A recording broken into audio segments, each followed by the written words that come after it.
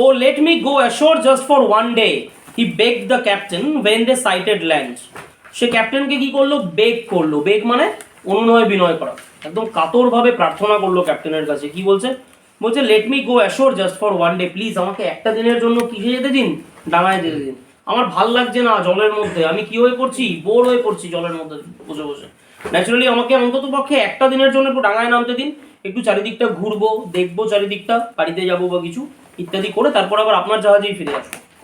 He promise he would return, সে promise করলো যে হ্যাঁ সে ফিরে আসবে।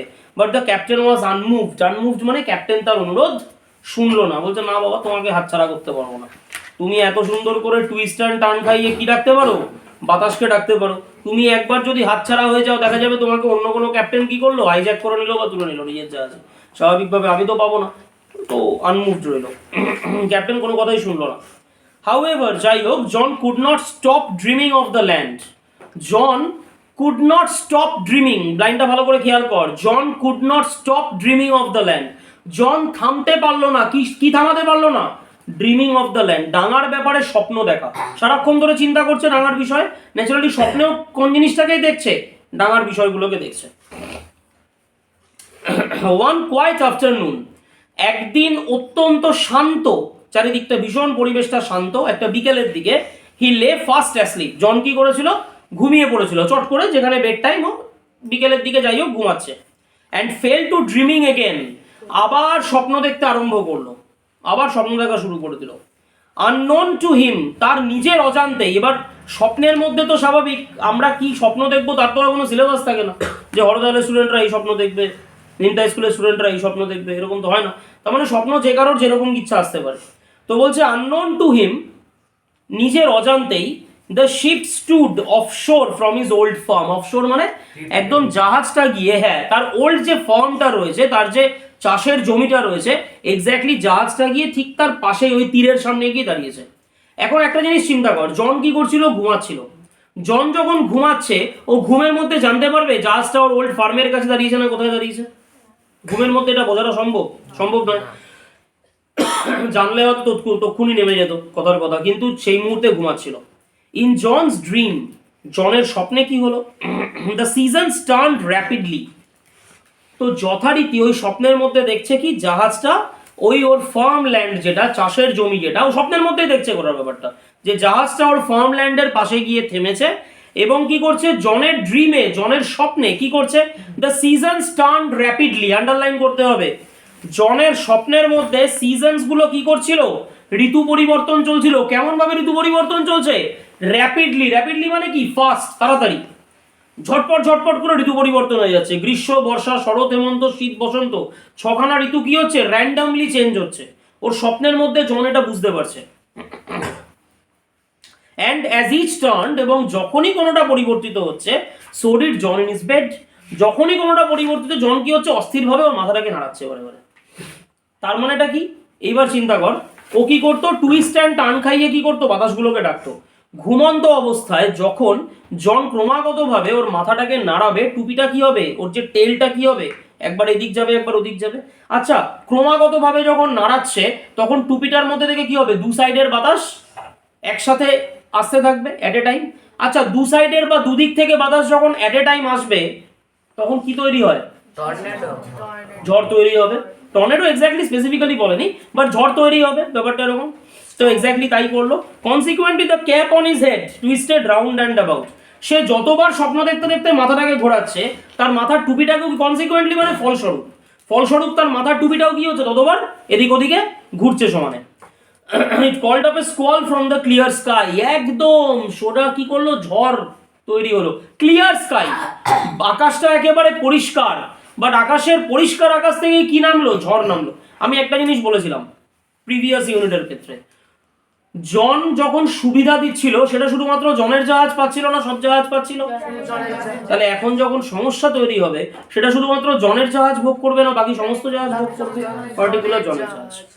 তো বলছি, it called up a squall from the clear sky that hit the ship without a. তো যথারীতি কি তৈরি হলো? জনের ড্রিমে সিজনস গুলো র্যাপিডলি টার্ন করছিল। অ্যান্ড অ্যাজ ইচ টার্ন, যখন প্রত্যেকটা টার্ন করছে, so did John in his bed. John তার বেডের মধ্যে কি করছে? টার্ন খাওয়াচ্ছে মাথাটাকে নিয়ে। Consequently the cap on his head twisted round and about, cap যেটা সেটা ঘুরপাক ঘুরপাক খাচ্ছে। It called up a squall from the clear sky, আকাশের থেকে, আকাশ পরিষ্কার পুরো, সেইখান থেকে কি নামলো, ঝড় চলে আসলো। Hit the ship without a warning, এবং জাহাজটাকে এসে জোরে ওই জলের যে ঢেউগুলো এসে কি করছে, ধাক্কা মারছে। উইদাউট এ ওয়ার্নিং, প্রিভিয়াস কোনো সতর্কবার্তা ছাড়া। সতর্কবার্তা স্যার মানেটা কি? যখন ঝড় হয়, সামুদ্রিক ঝড় বা এরকম টাইপের কিছু হয়, তখন কি থাকে, একটা ওয়ার্নিং দেখা যায়, আবহাওয়া খারাপ হতে থাকে। মৎস্যজীবী বা যারা জেলে যারা রয়েছেন আর কি, জেলে ভাইরা যারা রয়েছেন, যারা মাছ টাছ ধরেন, তাদেরকে কি বলে দেওয়া হয়, তোমরা আজকে সমুদ্রে যাবে না, এটা তো বলে দেওয়া হয়। বাট এখানে কি কোনো রকম কোনো ওয়ার্নিংই নেই, হঠাৎ করে এসে জাহাজটা ধাক্কা মেরেছে, ওরকম ভাবে জাহাজটার মধ্যে ওই ঢেউটা এসে ধাক্কা মেরেছে। The wind had been whirling about the boat, tearing the sails and snapping the spars. Underline. The wind had been whirling about the boat. বাতাসটা whirl মানে ঝড়, ঝোড়ো, একেবারে গোল হয়ে ঘূর্ণিঝড়ের মতন ঘুরছে। টিয়ারিং দ্য সেল, সেল মানে পাল, জাহাজের যে পাল থাকে বা নৌকার যেরকম পাল থাকে সেটাকে কি করেছে, টিয়ার করে ফেলেছে, ছিঁড়ে ফেলেছে। And snapping the Spurs, Spurs মানে কি, দেখবি যখন পাল থাকে জাহাজের মধ্যে তখন কি হয়, বড় বড় লোহার রড দিয়ে, লোহার রডের বিম তৈরি করে ওই পালগুলোকে সাপোর্ট দেওয়া হয়। স্ন্যাপিং মানে বেঁকিয়ে দেওয়া। এত ঝড় হয়েছে ওটা কি করেছে, স্ন্যাপ করেছে, মানে ওগুলোকে বেঁকে গেছে বা ছিঁড়ে গেছে। স্পার মানে হচ্ছে ওই যে বড় বড় লোহার যে বিমগুলো রয়েছে সেগুলো সমস্ত ভেঙে পড়েছে। সহজ কথায় স্ন্যাপিং মানে ভেঙে পড়েছে লিখতে পারিস। স্ন্যাপিং কথাটা জেনারেলি আমরা যে আঙ্গুল মটকাই না, এই আঙ্গুল মটকানোর সঙ্গে স্ন্যাপ করা বলা হয়, কটকট কটকট করে আওয়াজ হয়। তো ওগুলো ওই লোহার বিমগুলো কি করছে, মটমট মটমট করে ভেঙে পড়ছে সামনের দিকে, এরকম একটা condition. It's his fault the sailor said, সেইলাররা জনের দিকে আঙ্গুল দেখিয়ে বলল এরা ওর দোষ। ওর দোষ মানে কার দোষ, জনের দোষ। দে শাউটেড ইন অ্যাঙ্গার, তারা রাগের চোটে চিৎকার করতে লাগলো। অ্যান্ড ফিয়ার, ভয়ে, কেউ রাগে চিৎকার করছে, কেউ ভয় চিৎকার করছে, ওরকম চোখের সামনে জাহাজটা ধ্বংস হয়ে যাচ্ছে। And try to rip the cap off his head, প্রত্যেকে কি করতে চাইলো, মাথার থেকে টুপিটাকে টেনে নিয়ে খুলতে চাইলো। ওয়েল দে ওয়ার আনসাকসেসফুল, তারা আনসাকসেসফুল হলো। কেন হলো, বিকজ কন্ডিশন কি ছিল, কোনো হিউম্যান হ্যান্ড ওর মাথার থেকে টুপিটা খুলতে পারবে না, তো ওরা আনসাকসেসফুল হয়ে গেল। For it was a fairy cap, এটা ছিল জাদু টুপি বা ওই পরীর দেওয়া টুপি। দে পুলড ইট, এবার তারা কি করছে, জিনিসটাকে পুল করছে, টানছে, মানে কিরকম টাইপের, টুপিটাকে ওয়ান সেকেন্ড একবার দে আমাকে।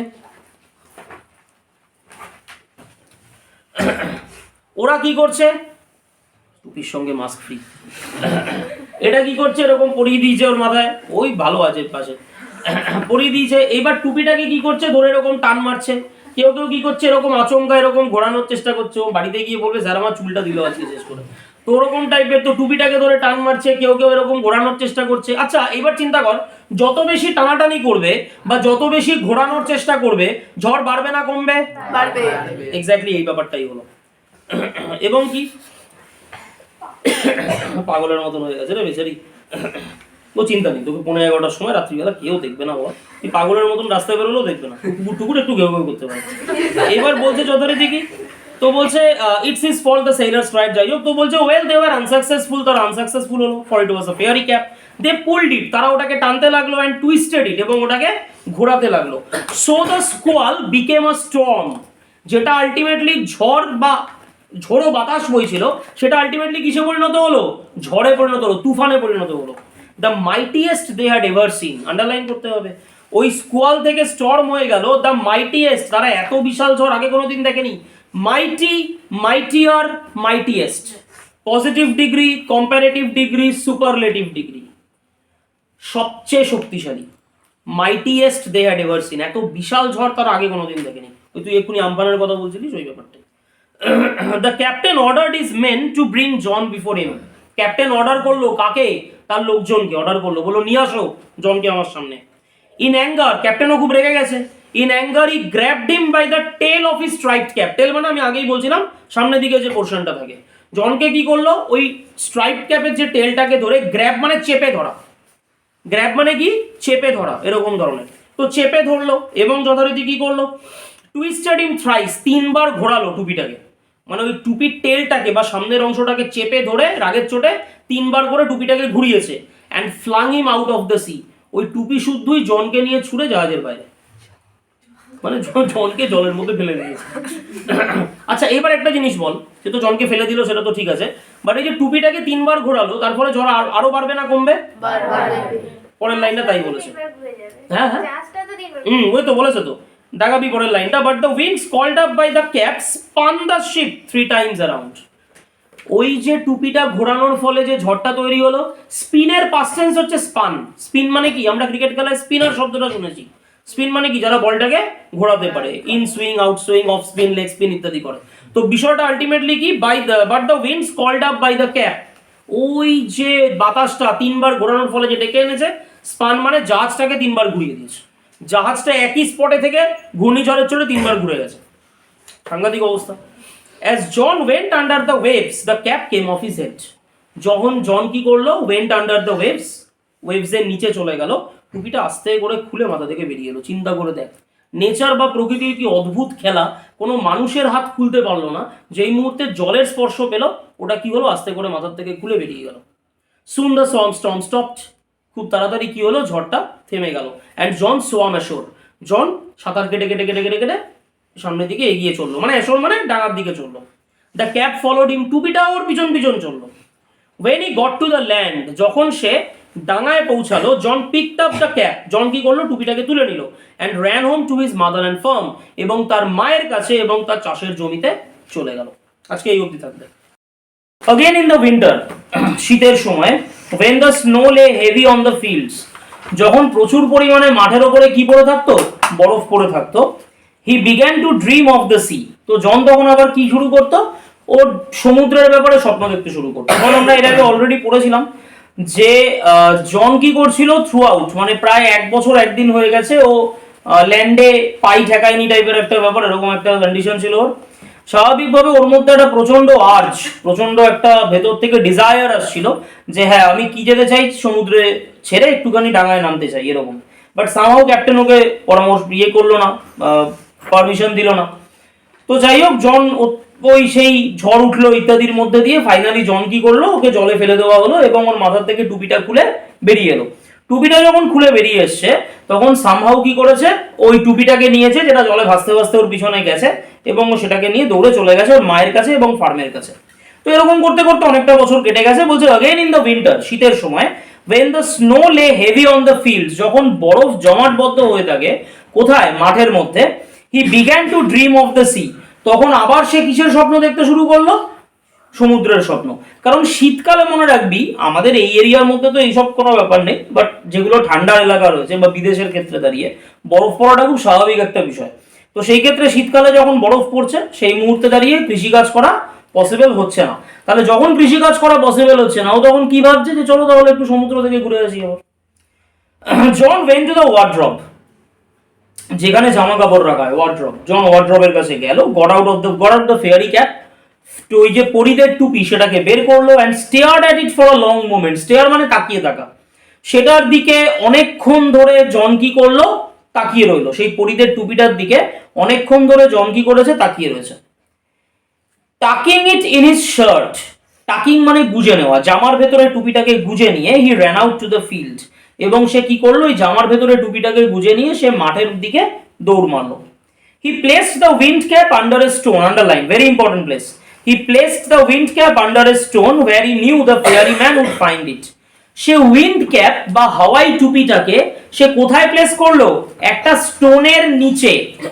স্টোন মানে একটা পাথর রাখা ছিল, পাথরের নিচে সে ওই জায়গাটাকে টুপিটাকে ঢুকিয়ে দিল, যেখানে সে জানতো, ভেরি নিউ, যেখানে সে জানতো, কি জানতো, the fairy man would find it, পুরুষ পরীটি সেই জায়গায় কি করতে পারবে, টুপিটা খুঁজে পাবে। প্রশ্ন হচ্ছে কেন, কিভাবে জানলো, বিকজ ওই মাঠের ভেতর থেকেই কি হয়েছিল, পুরুষ পরীটার সঙ্গে দেখা হয়েছিল। 1 নম্বর, পরীটা ওকে কি করেছিল, একটা টুপি দিয়েছিল। তো জানে বেসিক্যালি যে কোন জায়গাটা অরিজিন বা সোর্স, কোন জায়গাটা অরিজিন বা সোর্স। স্বাভাবিকভাবে দাঁড়িয়েও কি করলো, ওই পাথরের নিচে টুপিটাকে গুজে রেখে দিল, এবং যেখানে সে জানতো যে হ্যাঁ বেসিক্যালি এই জায়গাতে কি হবে, আমাকে টুপিটা ও ফেরত পেয়ে যাবে। কে ফেরত পেয়ে যাবে, ওই পুরুষ পরীটা।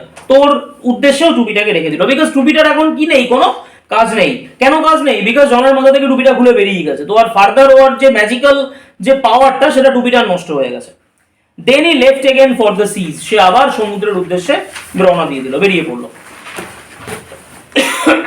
For the rest of his life,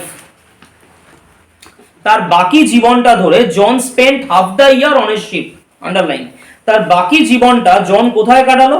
half the year on a ship and half on the shore. ওইখান থেকে শুরু করে পুরো 100 একর ফার্ম ল্যান্ড অব্দি থাকবে। বলছে for the rest of his ship, rest of his life, তার জীবনের বাকি সময়টা ধরে John spent half the year on a ship, John বছরের অর্ধেক সময় কোথায় কাটাতো? জাহাজের ভেতরে কাটাতো। তার মানে বছরটাকে যদি 12 মাসে বিভক্ত করি, 6টা মাসও কোথায় থাকতো? জাহাজের মধ্যে থাকতো। হাফ অন দ্য শোর, আর বাকি হাফ মানে বাকি 6টা মাস কোথায় থাকতো? তীরে থাকতো, মানে ডাঙায় থাকতো। ডাঙায় থেকে কি করতো? কৃষিকাজ করতো। Till at last he owned his own boat, এইভাবে করতে করতে বছরের 6 মাস জলে, বছরের আরো 6 মাস স্থলে থাকতে থাকতে সে কিছু টাকা পয়সা জমিয়ে নিজের একটা বোট কিনলো।